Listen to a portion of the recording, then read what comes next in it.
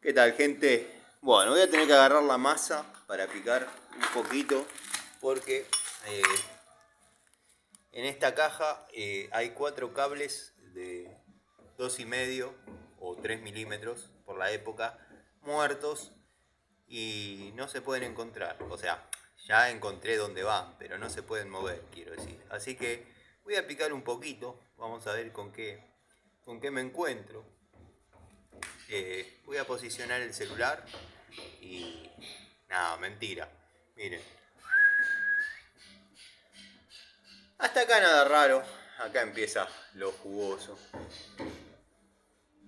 Pero quieren ver más. Miren.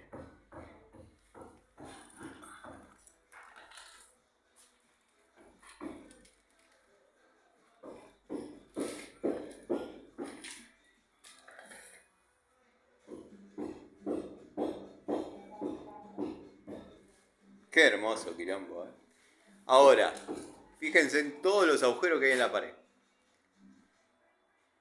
No le dieron a ningún caño. Miren que hay,